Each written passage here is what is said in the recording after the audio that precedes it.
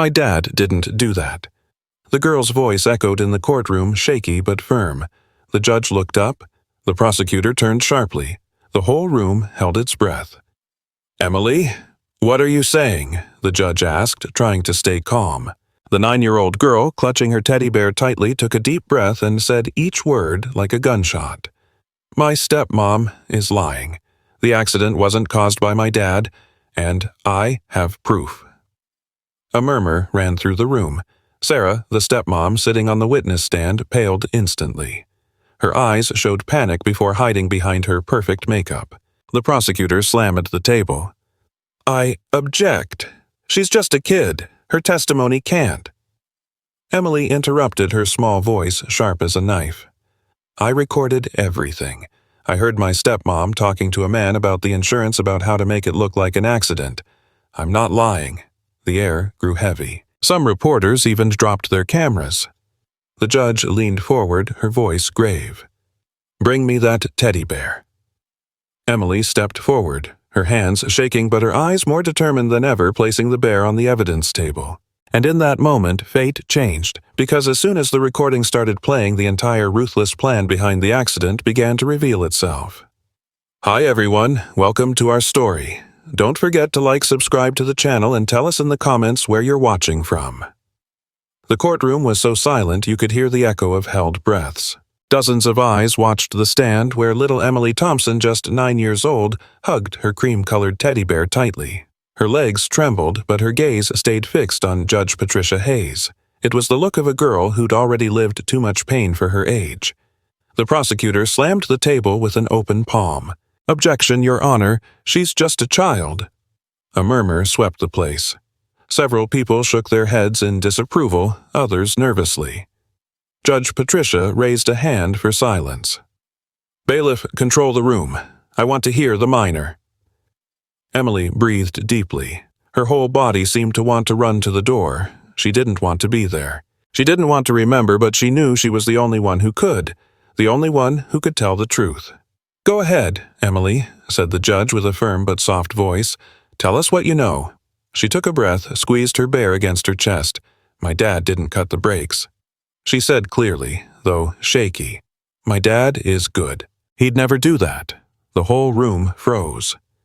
"The one who did it was Sarah Johnson," she continued, "and I can prove it." An icy silence fell over the room. The stepmom sitting next to her lawyer feigned surprise. She put a hand to her chest and her eyes moistened, though her expression couldn't hide a slight tension. To anyone else, Sarah seemed the perfect victim. Beautiful, delicate, vulnerable. But to Emily, that woman was a dark shadow who'd entered her home with a smile too perfect. Before the judge could ask her to continue, the narrator pauses to invite the audience. Before seeing what happens next, tell us where you're watching from and what time it is. Subscribe to the channel and join us in this story, full of truth, pain, and justice. The scene flashes back to the past, to a home that seemed normal on the outside, but where cracks were starting to appear silently. The home of architect Michael Thompson was a clear morning when he poured coffee in the kitchen. His hands trembled slightly from sleepless nights, though he tried to hide it. On the table were fresh flowers, as always, wanting to make his daughter feel good. Emily entered half asleep with her brown curls a bit messy. "Good morning, my sunshine," said Michael with a tired smile. She replied with a whisper, "Good morning, Dad." And then she saw her Sarah standing by the counter in an impeccable beige dress, perfect makeup, and a small box wrapped with a pink bow. "Good morning, Em," she said, exaggerating sweetness. The girl didn't respond, staying still in the doorway. She'd learned to read Sarah's expressions. Her eyes spoke differently when Michael wasn't looking. Michael took the box and brought it to his daughter. "Look what Sarah got you. It's a little something." Emily opened the gift without enthusiasm. Inside was a silver bracelet with small charms. "Thanks," she murmured, setting the box aside. Sarah kept her perfect smile, though a spark of annoyance crossed her eyes. "I thought you could wear it today," she said. "I don't like bracelets. They jingle. When I want to read." Emily replied without meaning to hurt, just telling the truth. Michael sighed. 3 months of marriage and living together was still a minefield. He knew his daughter still cried silently for her mother who died 3 years ago, but he also wanted to believe Sarah was trying to be part of the family. What he didn't know, what no one suspected, was that behind every perfect gesture, every slow smile and kind phrase, Sarah hid a cold interest, a carefully designed plan, a path to a life that didn't include Emily's well-being or sincere love for Michael. But Emily saw it. She always saw what adults preferred to ignore. And that morning, though no one knew yet, everyone's fate had started to change. As Emily left for school, Sarah leaned toward her. "You should try a little harder," she whispered, barely audible. "Your dad gets tired when you're so cold to me." Emily didn't respond. She just walked away, clutching her backpack tightly. That strange feeling in her chest, a mix of fear and intuition, would be the engine that later led her to discover the whole truth. A truth that would put her life in danger. A truth that would make her sit before the judge and say with pure child's courage what no one dared imagine. That was the start, the first crack, the exact moment a girl began to see that adults could lie too, and that sometimes only a small heart could say what the whole world needed to hear. The Sunday afternoon fell over the neighborhood of Maplewood in California with a golden light that made the freshly watered lawns shine. It was the day of the famous community block party that the neighbors organized every month end and which Michael insisted on attending. He said it would be good for Emily, that mingling with other families would help her adjust. Emily wasn't so sure, but she didn't want to hurt her dad. They walked together down the sidewalk, Michael with a firm step, Emily with short, quiet steps, and behind, with studied elegance, came Sarah Johnson Thompson. Her wine-red dress stood out in the sunset lights. Her presence, as always, drew looks. Upon arriving at the neighbor's yard, conversation stopped for a few seconds. "Sarah, you look gorgeous," said a woman with enthusiastic voice. The men turned to look. The women hugged her with almost exaggerated warmth, and Sarah smiled. That impeccable smile that seemed hand-carved. Emily stayed to one side, observing. Sarah greeted as if she'd been in the neighborhood for years. Her voice changed subtly depending on who she spoke to. With men, it was soft and paused, with women more sharp and kind, with kids sweet. And with Emily, cold as steel when no one else was near. Michael, distracted among greetings, noticed nothing. He saw his wife's social shine as a sign of integration, not a meticulous act. At one point, Sarah approached a small group of neighbors. "My husband is an extraordinary architect," she boasted while placing a light hand on Michael's arm. "He's built impressive projects. I'm proud." Michael smiled, though his eyes showed a tiredness that Emily could see. The neighbors applauded, made comments about the perfect couple, and joked they looked like from a magazine. Emily remained silent with a plate of fruit untouched. "Want to play with the other kids?" asked Michael. "No, Dad. I want to stay with you." The answer was simple. She didn't want to leave him. Every time she did, she lost control of what Sarah could whisper in his ear. As the band started tuning up, Emily stepped away a few paces to observe from another perspective. From there, she could see something adults missed. Sarah didn't just converse, she studied every gesture of Michael, every reaction of the neighbors. Her gaze hardened for seconds before recovering the smile. There was something more, something dark, something Emily couldn't define but felt deep inside. Suddenly, while Michael talked with Mr. Ramirez about work, Emily heard a fragment of conversation from the other side of the table. Sarah was turned away, but her voice was different, lower, colder. "Yes, Richard. I told you to wait. He's deeply in debt, very weak. I just need a little more time. Don't be impatient." Emily froze. That voice wasn't the sweet one for neighbors, it was the true voice, the one she already knew from her home kitchen. Richard, who was Richard. Why was Sarah talking to him in secret? The girl took a step back, accidentally knocking over a plastic cup. Sarah turned, immediately surprised by the noise. For a second, just a second, her expression changed to a hard and dangerous mask, but when she saw it was Emily, she recovered her angelic face. "Ah, Em, you scared me," she said with a sweet voice. Emily didn't respond. Sarah approached, bending down to the girl's level. "What did you hear?" she asked in a soft whisper tinged with threat. "Nothing," said Emily, with gaze lowered. Sarah smiled. "Good, because it's rude to eavesdrop on others' conversations." She walked away without looking back, ready to resume her show. But Emily knew it wasn't a simple call. She knew Sarah wasn't talking to a friend. There was something more, something that didn't fit. She returned to her father. Michael looked at her tenderly. "You okay, sweetie?" Emily nodded. "Yes, Dad." She lied. She wasn't okay. And worse, her father was completely blind to what she saw so clearly. Later, as they headed home, Emily watched Sarah's figure walking a few steps ahead with her dark mane moving in the light wind. She didn't seem tired, not worried, she seemed satisfied. That night, Emily went to bed early. Michael stayed reviewing company papers late, and Sarah locked herself in the study with her phone. The girl couldn't sleep. The voices from the block party returned to her mind. "He's in debt. I just need more time. Don't be impatient." The puzzle pieces were taking shape, though she didn't know yet what final picture they were building, but soon she'd discover, and it would change everything. If you're still watching, leave the number 1 in the comments so I know you're with me. The night fell over the Thompson house with a strange, almost heavy silence, as if the walls themselves were keeping a secret no one wanted to say. Emily stayed awake in her room, hugging her teddy bear, unable to sleep since the block party at the neighbors'. The words she heard kept circling in her head like a restless buzz. "He's in debt. I just need more time." Sarah's cold voice kept echoing. From downstairs came a small click, barely audible. It wasn't loud, but Emily had always been sensitive to night sounds. She got up carefully, opened her room door, and went into the hallway.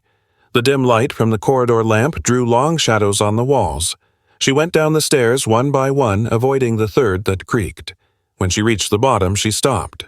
The study door was ajar, and behind it, Sarah's voice slipped like a venomous whisper. "Richard." "I told you not to call at this hour," said Sarah in a tone completely different from daytime.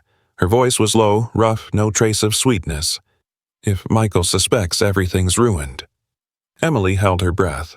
She took a small step forward, but accidentally brushed a plant pot. The sound was faint, but enough. Sarah's voice stopped. An icy silence filled the hallway. Emily felt a knot in her stomach. She stepped back, trying to slip away, but it was too late. The door swung open. Sarah appeared, illuminated only by the study light behind her. Her figure seemed the shadow of a cruel queen. Her intense dark eyes watched with an edge that had nothing to do with the sweet woman everyone knew. Emily said with a smile that didn't reach her eyes. "What are you doing awake?" The girl swallowed. "I heard a noise." "A noise?" Sarah tilted her head and took 2 steps toward her.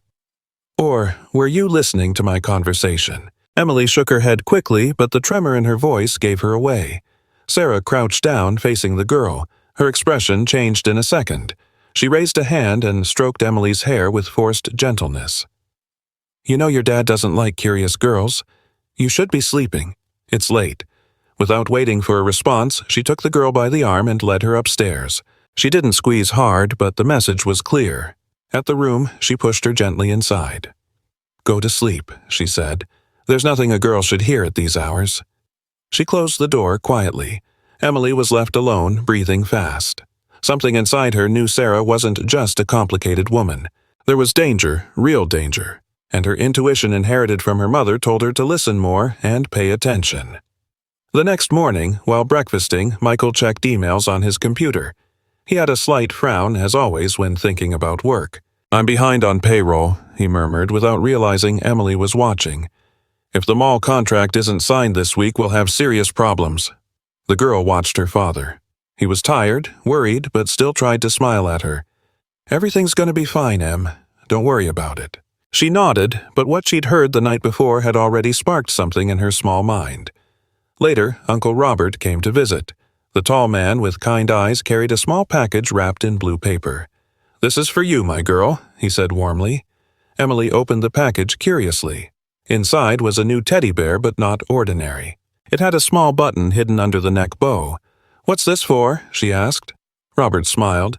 "It records voice. Your cousin used it when little to send fun messages.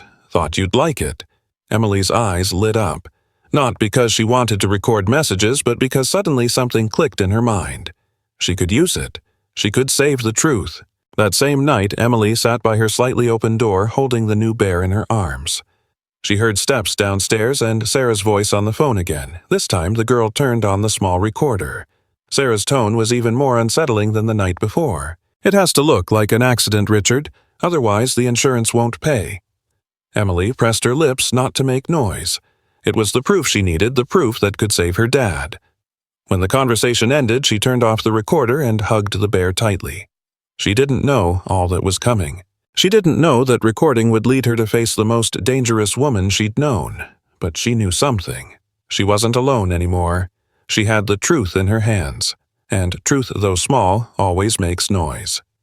2 days after the secret recording, a storm loomed over Maplewood as if the sky sensed the approaching disaster.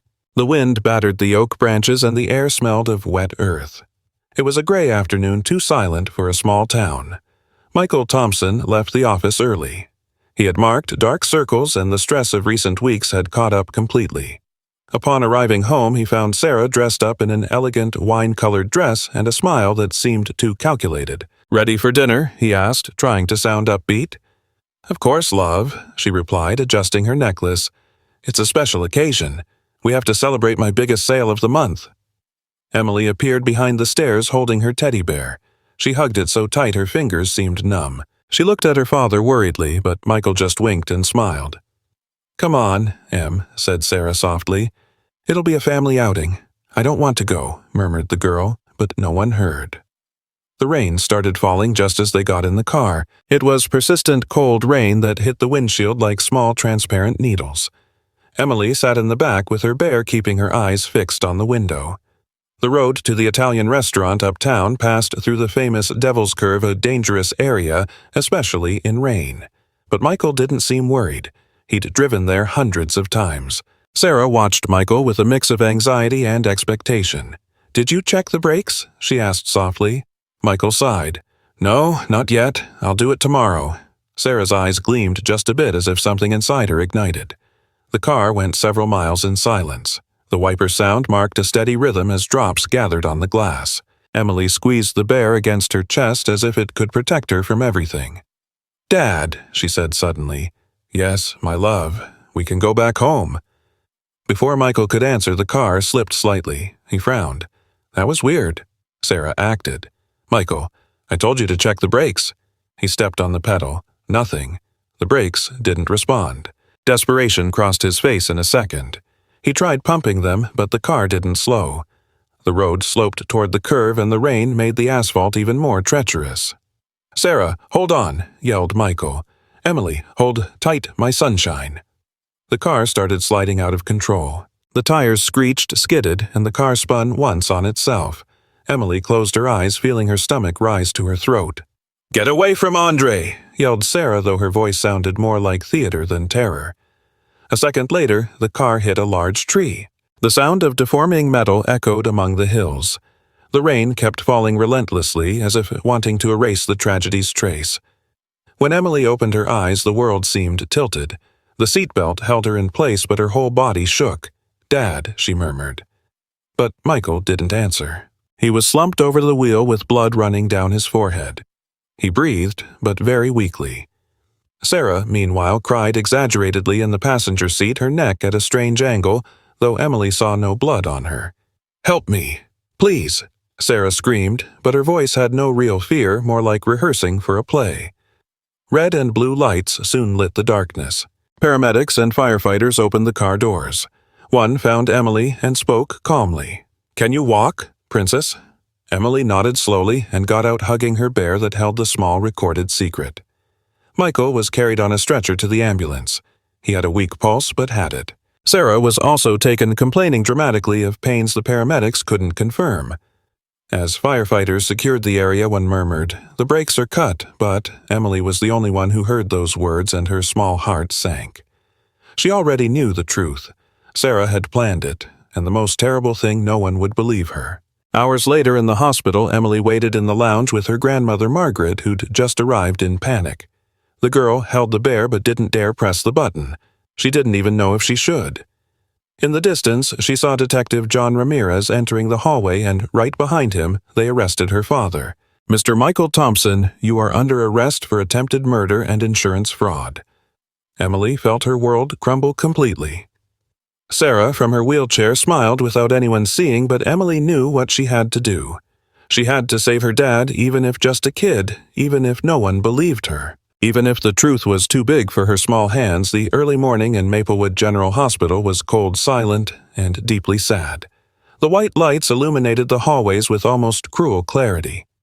Emily, sitting in a chair too big for her, hugged her teddy bear so hard she seemed to want to disappear into it.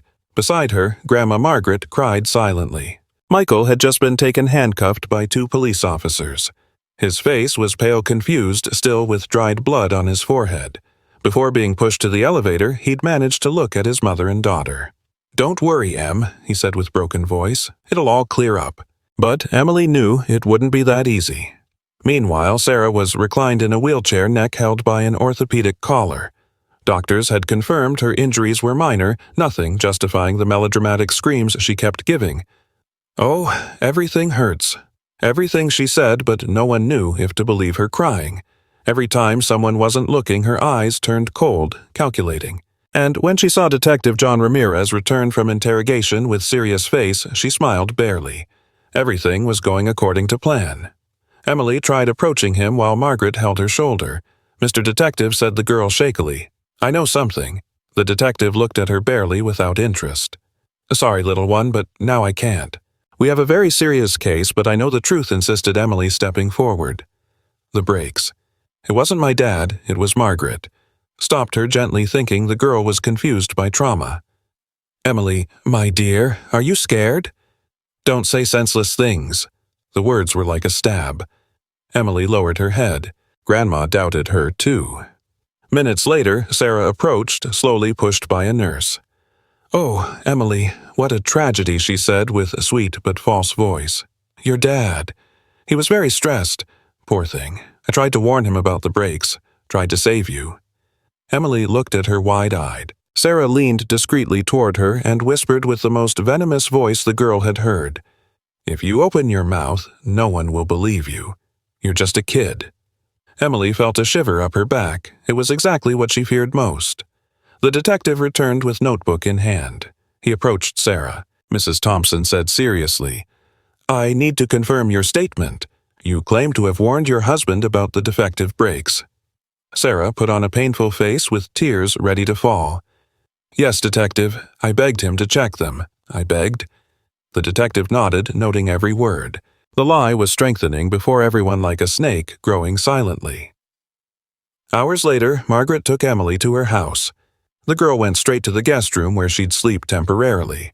She didn't eat, didn't talk, just sat on the bed looking at her bear, thinking what to do, with shaky hands. She pressed the button hidden under the bear's bow.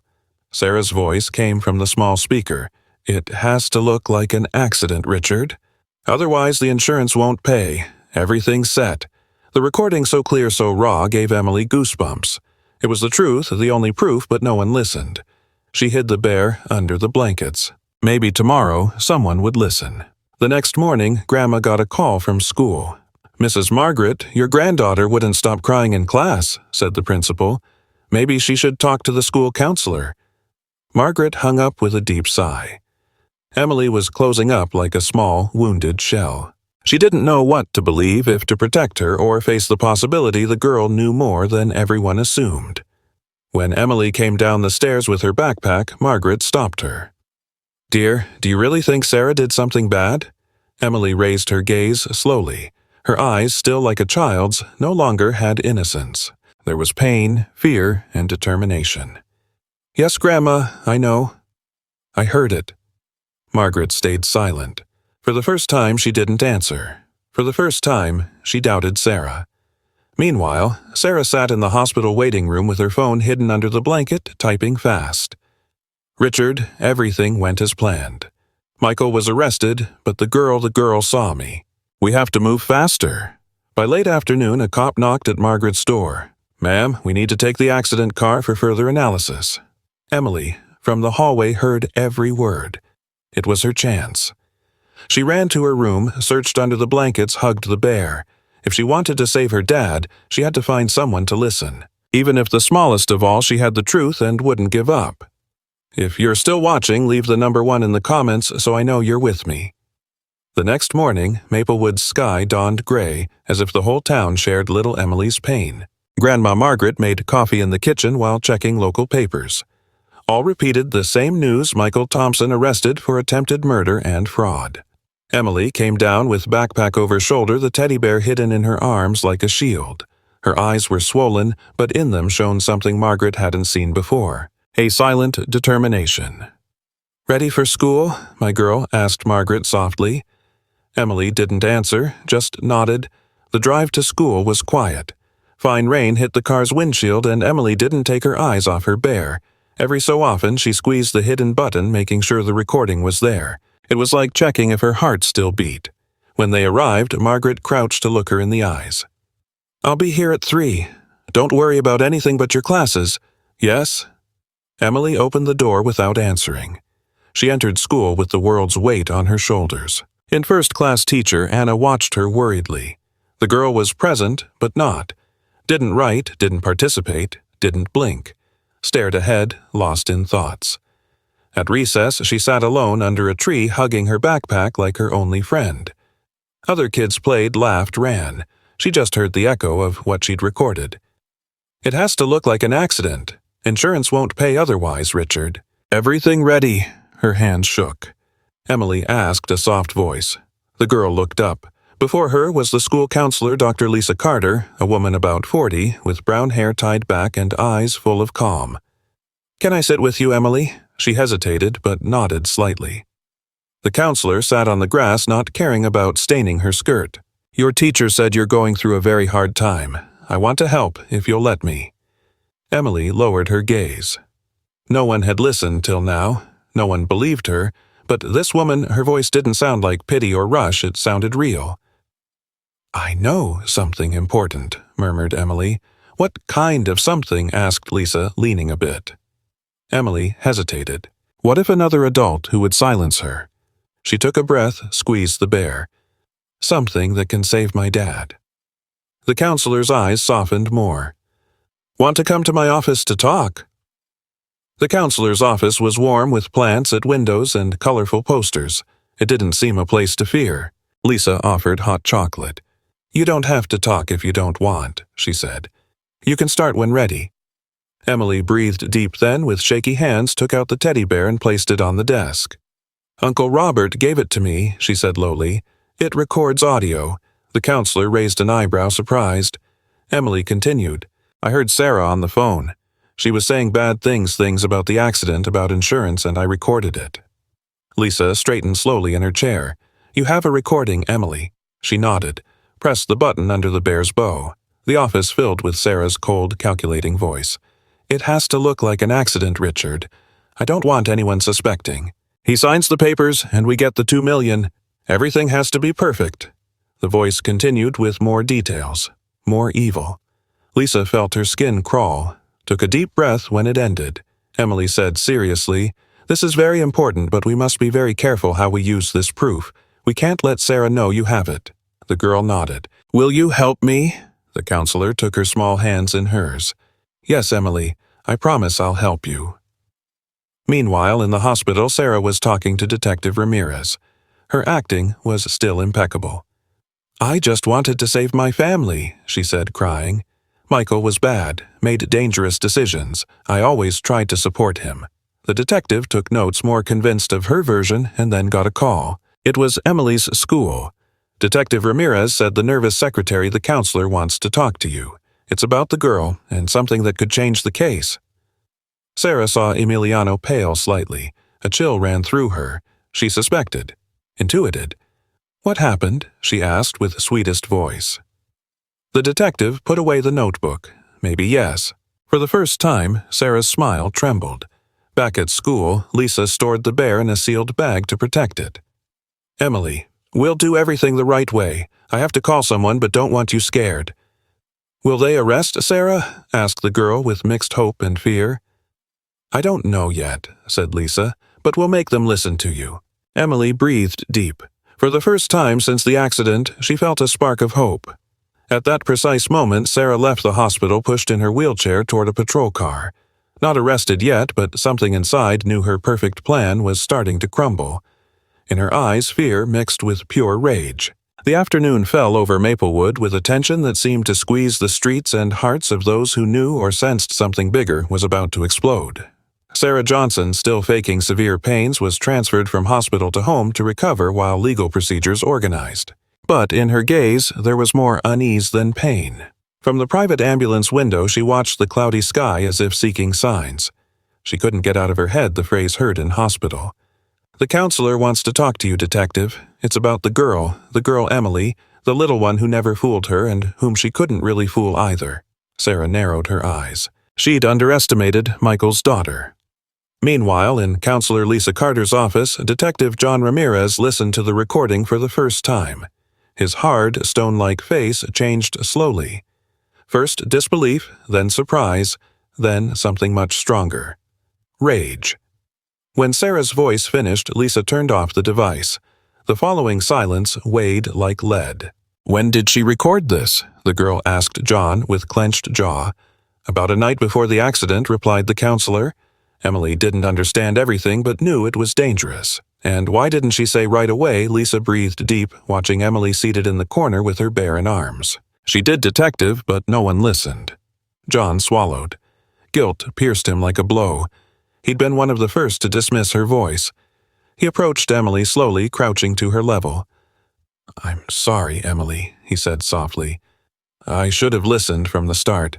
The girl's big wet eyes looked at him with mix of relief and pain. "Will you help my dad?" she asked. "I will," assured John, "and I promise something more. Sarah won't hurt you again." In Grandma Margaret's house, tension grew as the woman paced the kitchen. Finally, she'd started believing Emily might be telling truth. The girl, so quiet, so observant, had never been fanciful. If she insisted, it was for something. The phone rang. It was Lisa. "Margaret needs you at the judge's chambers early tomorrow. The proof Emily gave can change the whole case." Margaret almost dropped the phone. The proof, the teddy bear. Grandma put hand to chest. Suddenly, she understood everything. Emily had been carrying a very big secret, too big for a girl. My God! Sarah arrived home with her victim posture perfectly rehearsed. Complained of pain, asked for a blanket, demanded hot tea, but after nurses left, dropped the pained expression. She stayed alone in the living room. Her gaze turned dark, furious. That girl murmured through teeth. "That brat. What does she know?" Took her phone and dialed fast. "What happened?" answered Richard, annoyed. "The detective went to the school," said Sarah without beating around. "They're talking to the counselor. The girl must have heard something. She knows something. We have to make sure she doesn't open her mouth." "Are you crazy?" replied Richard. "You're already on everyone's radar." "We can't move now." Sarah gritted teeth. "If Emily talks, we both end in prison. Do something." But Richard hung up and Sarah felt deep fear for first time. She didn't control the situation. Next day, the judge's chambers were full. There were Grandma Margaret, Counselor Lisa, Detective Ramirez, 2 state lawyers. Tension could be cut with knife. The judge, an older man with gray hair and severe gaze, asked to play the recording. Sarah's voice filled the room again. "It has to look like an accident." 2 million. No one will suspect. When finished, the judge breathed deep. Where was this proof? In hands of a girl no one listened to, answered Lisa, looking fixedly. The judge nodded slowly. "I order immediate suspension of charges against Michael Thompson until full investigation, and I order Mrs. Sarah Johnson be summoned immediately to appear." Grandma Margaret let out a sob. Detective Ramirez smiled barely. Emily from the door hugged her bear tightly. One lawyer added, "Detective must locate Mrs. Johnson. This is no longer simple accident, it's attempted murder case. But Sarah wasn't home, not in hospital, not in any town record. When John arrived at her residence, found door ajar and missing suitcases, empty closet bed without sheets, jewelry drawer ransacked. Sarah had fled. On the table a note written hastily. "I won't pay for something Michael deserved for years." The detective cursed lowly. The battle was just beginning. That night Emily dined silently with her grandma. She felt tired but also strong, as if finally someone had seen her. When she went to sleep, looked to the window. Didn't know that far away in street darkness a silhouette watched the house. Long hair, cold gaze. It was Sarah, but Emily didn't know, not yet. If you're still watching, leave the number 1 in the comments so I know you're with me. The night in Maplewood was too dark, as if the sky itself wanted to warn something terrible was about to happen. Grandma Margaret's house rested in silence while Emily slept deeply for first time in days, hugging her teddy bear as if her only guardian. Outside in the gloom, a figure watched without blinking Sarah Johnson. Her eyes were two sharp shadows, and her held breath revealed more fear than madness. "I won't let you ruin it, girl," she murmured with rage. She'd escaped the hospital, fooled the doctors, and now was there waiting the perfect moment to regain control. Next morning, Emily woke startled with a strange dream where Sarah called from a dark hallway. Her heart beat so fast she had to touch the bear's bow to feel something familiar. Went down to breakfast, but before she could speak, a knock interrupted. It was Detective John Ramirez. Entered with furrowed brow and urgency that made Margaret tremble. Sarah Johnson escaped last night, took money, Jules' documents, and may try to approach Emily. The girl felt the world shrink in her chest. John leaned toward her gravely. "Emily, she knows you have the proof." Margaret took her in arms as if to hide from danger. The detective installed cameras all over house and left an officer outside, but Emily kept looking out window, feeling the same dream sensation, a presence. And then she saw it very light, very faint, a recent footprint in the garden as if someone had been there just hours ago. Emily swallowed. "Detective, I think Sarah was here last night." He listened with full attention, and just as he was to answer, his radio sounded announcing suspicious activity near the highway to the orchards. Had to go. Don't open door to anyone warned before leaving. But Emily didn't feel safe. Something inside knew Sarah was closer than all imagined, and she wasn't wrong. In an abandoned shed outside town, Sarah prepared a desperate plan. Had changed clothes and hairstyle. Breathed fast and checked a Maplewood map where she'd circled Margaret's house in red. "If police are close, must move today." Her voice shook between fear and rage. "All this will end. Because of you, Emily." That same evening, while Emily did homework at kitchen table, heard a soft bump outside like something hit the fence. Margaret folded clothes and noticed nothing. Emily got up, slowly, went to window and peeked curtain and saw her. A woman standing in garden still looking straight at house. Emily felt intense cold up her back. It was Sarah, smiling as if knowing the girl was there, as if wanting her to see. Emily stepped back with choke in throat. "Grandma," she murmured. Margaret looked up. "What's wrong, dear Sarah?" "She's here." Margaret ran to window, but when looked, no one there. No shadow, no trace, just empty garden bathed in faint sunset light. But Emily knew it wasn't imagination. Sarah had been there, seeing her, measuring her. Waiting, and that meant danger was no longer far, it was knocking. The night fell again over Maplewood with unsettling silence, as if the whole town held breath. In Margaret's house, the atmosphere was tense. Grandma had locked all doors double. The assigned officer watched from patrol outside, and cameras installed by Detective Ramirez blinked with a small red dot. Everything seemed under control, but Emily couldn't shake the image of Sarah smiling from garden. It wasn't a vision, not imagination. It was a warning. After dinner, Margaret insisted the girl go to bed early, and though Emily obeyed, couldn't sleep. Every creak, every wind hit against windows made her squeeze bare harder. "She won't get in," she repeated to herself, though part of her heart knew Sarah wasn't a woman who accepted losing. No, after planning everything so carefully. In the living room, Margaret tried staying awake. She was tired but afraid to leave Emily alone. Sat on sofa with cup of tea already cold. Outside, officer walked end to end of garden, but darkness swallowed each step. Everything seemed normal until something changed. A metallic noise, faint like click of a tool. Margaret got up sharply. Emily murmured lowly, ran to girl's room. Opening door found Emily awake, sitting in bed. "Grandma, I heard something," said the girl without raising voice. Margaret swallowed. "Stay here, I'll see." But Emily shook head. "Don't leave me alone." Grandma hugged her, and at that moment noise sounded again. This time louder, like screwdriver forcing a lock. Came from back door. Margaret felt blood freeze. My God! Both stayed frozen, not knowing if to move or run. Then heard a click.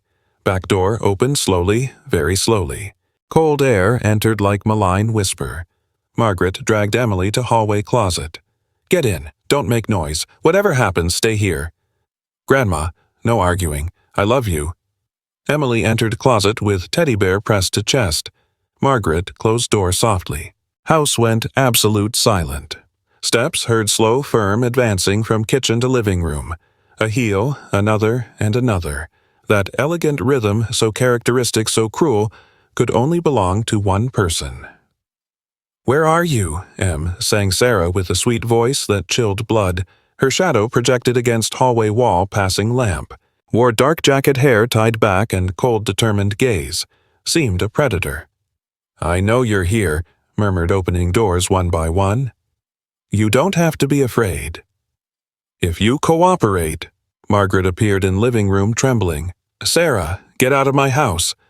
The woman smiled, tilting head. "Mrs. Margaret, pleasure seeing you awake. You won't touch my granddaughter." Sarah advanced 2 steps. "The girl ruined everything, and when someone ruins my plans, they pay." Margaret backed. "Police are outside. You won't get away." "Oh, ma'am, do you really think I'm that dumb?" "The officer is sleeping. I just had to convince him." Margaret opened eyes wide. Sarah showed small empty syringe from pocket. "Just sleeping. Didn't kill him yet." Fear turned to action. Margaret took vase from furniture and threw at Sarah. Woman dodged agilely and vase crashed wall. "Do that again, and I won't answer." At that instant, Margaret's phone vibrated from table.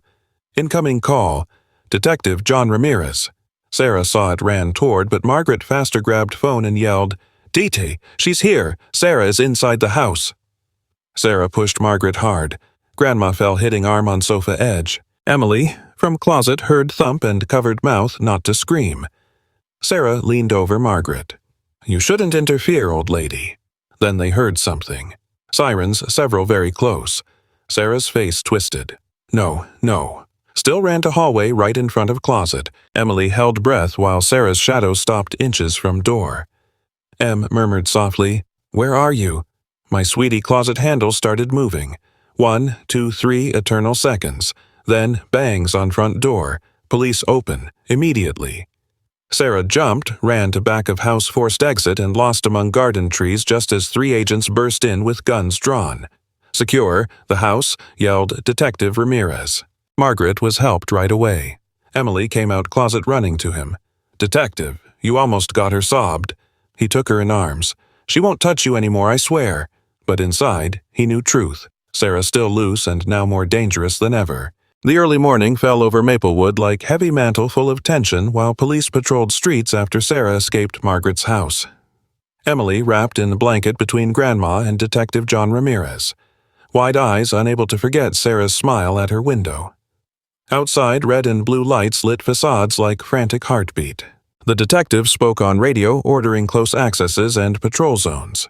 Then turned to Emily to ask how she'd known Sarah was there before seeing. And the girl answered she felt it, she knew she was watching. Margaret hugged her, but fear still alive in Emily's eyes. Far from there, Sarah ran through bushes covered in dirt and leaves, clutching backpack with fake doc's money and gun stolen from sleeping guard. Cursed Emily through teeth and entered abandoned garage where called Richard demanding help to escape town that night, threatening to reveal all if he didn't cooperate. Back at Margaret's house, police prepared emergency plan while Emily tried remembering more details from previous night. Closed eyes and recalled chilling phrase. Sarah had said she'd end everything because of her. From that moment, protection intensified. Motion detectors placed. Vigilance reinforced and 3 more officers joined guard. But though all seemed moving urgently, Emily saw in faces same doubt she carried in heart. Could they really stop Sarah? On other end of town, Sarah advanced shadows to Morales' abandoned workshop. Found old truck and keys under tire as Richard promised. When took them, felt a second of relief, but relief evaporated, hearing faint click. Looked up and saw police camera with red light on. Signal transmitting. No can't be murmured before running to truck. Opened door, but before starting speakers boomed around. "Sarah Johnson, you're surrounded. Come out. Hands up." She hit steering wheel, yelled she wouldn't lose because of a girl, and without thinking, lunged opposite door, running to forest like cornered beast. In Margaret's house, detective got on radio the location and announced they'd found her, though not caught yet. Emily looked up hopefully and asked if arrested, but detective answered not yet, though soon. The girl hugged Bear tightly. Didn't know. At that moment, Sarah advanced trees, breathing hard, repeating she wouldn't let Emily destroy her life. Distance between both got smaller. An officer entered, hurried saying wooded area, hard to cover, and Sarah knew paths perfectly. Margaret took Emily's hand, trembling, while Girl felt inexplicable dark premonition, as if Sarah's shadow moved closer. The detective ordered deploy more units north. Emily closed eyes a second. Didn't know why, but felt night wouldn't end there, that Sarah not just fleeing but still seeking her. And as sirens faded roaring to forest, the girl understood terrifying truth. Sarah had no intention of escaping forever, not until settling what started, not until finding Emily. The chase far from over, and danger closer than ever. Next morning dawned with golden light never before so needed in Maplewood. After endless night full of sirens, police radios, and shadows moving among trees, sun finally broke through clouds. Emily woke on living room sofa, wrapped in blanket head on Grandma Margaret's shoulder. Round officers still guarded house, but silence different, almost calm. Detective Ramirez entered, speaking low. They found Sarah. Emily opened eyes slowly, heart tight. "Is she alive?" asked, scared. He nodded. Found her near creek, exhausted, no strength to keep fleeing, and surrendered without fight. The girl said nothing, didn't sound, didn't celebrate, just breathed deep as if heavy something finally detached from chest. Hours later at station, Michael Thompson came out cuffed from cell, but this time not as accused, but free man. Judge had received full report, Emily's recording break expertise, counselor Lisa's testimony, and Sarah's flight. All proved innocence. When Michael saw door open and found Emily running to him, eyes filled tears. Girl launched into arms, and he lifted her off ground as if to recover for lived years, and those almost lost. "Forgive me, my love," murmured Michael, broken voice. "Forgive me for not listening." Emily shook head, brushing face with his. "I saved you, Dad. That's what matters." Margaret, standing with detective and counselor, covered mouth, holding tears. Whole room silent, watching father hug daughter with strength of one returned from darkness. Later in court, Sarah brought to preliminary hearing. Her gaze lost, exhausted, like broken mirror no longer reflecting power. Didn't try, scream, cry, or manipulate. Just lowered head, hearing charges, attempted murder, fraud, manipulation, and assault. When passed, Emily gazes crossed. For first time in Sarah's eyes, no hate but defeat. Emily didn't cry, just watched with serenity of one who'd told truth and been heard. Judge spoke solemnly. Thanks to a girl's courage, justice saw truth. Those words engraved in her heart. Leaving court, journalists waited. All wanted, know who girl who'd recorded conversation dismantling dangerous woman, but Michael protected, putting hand on shoulder. "No talking today," said firmly. "My daughter has been brave enough." That afternoon returned Margaret's home. Grandma made hot chocolate, Emily's favorite recipe. And Michael sat beside while sun entered, window lighting everything warm glow. "Were you very scared last night?" he asked. Emily nodded, but knew not alone. Michael looked tenderly. "Never again will you be." Counselor Lisa arrived later with small notebook. "It's for you," told Emily to write what you feel when can't say. Girl received like treasure. That night, first in weeks, slept deeply in bed, hugging teddy bear. Same bear that kept truth, but now no need hide proofs, no need live in fear. Next morning, Michael took her to park. Walked among trees and birdsong as if world celebrated danger past. Dad said, Emily stopping to take hand. "This is over now." Michael crouched, looked eyes. "Yes, Em, over, and thanks to you we're fine." Girl smiled. True luminous smile, full life. Wind blew softly, moving curls, and first time long air didn't smell fear, but peace. Maplewood, back to home, and Emily, Michael and Margaret, back to family. Beautiful end, just end, where truth won. Winter had started slowly, withdrawing from Portland, leaving streets, scent wet earth, and new promises. First yellow flowers, Emily and father planted in small front yard, already poked shyly through grass. Was quiet Sunday, clear sky and sun barely warming but lighting every corner as if wanting celebrate rebirth that family. In kitchen scent, fresh-baked sweet bread filled air. Margaret, favorite apron stirred, wooden spoon calmly in pot, hot chocolate. Beside Emily, cut small strawberries decorate breakfast table. "Grandma, think Mom would be proud us?" asked girl suddenly without looking up. Margaret looked tenderly. "Your mother, proud your bravery heart and new life building. And proud how cared father." Emily smiled, barely quiet strength, only she had. In living room, Michael reviewed Design Williams' house while hearing daughter's soft laugh. That normalcy, simple peace, immense gift after all lived. Knock door. Emily ran open, found Jennifer's small bunch wildflowers. "Good morning," said warm smile. Passing by thought, "Bring this." Emily invited in without doubt. Learned read sincere gazes, and Jennifer's clean no shadows, no double meanings. Michael looked up, seeing enter, and instant something settled inside.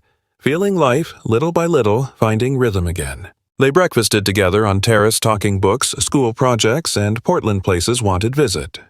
First time long, Michael allowed feel like hope, not rush hope. After eating 3 walked park bordering river. Same place weeks ago released butterflies honor mom.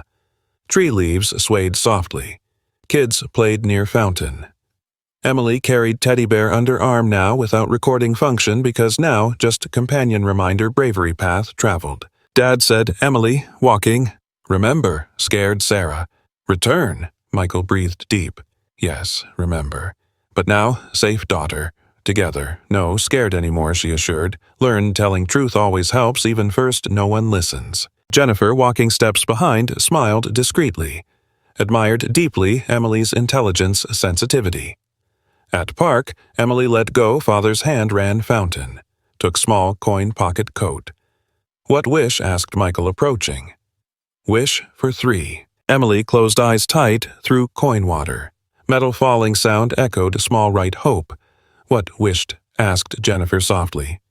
Emily smiled mysterious. "If tell, won't come true."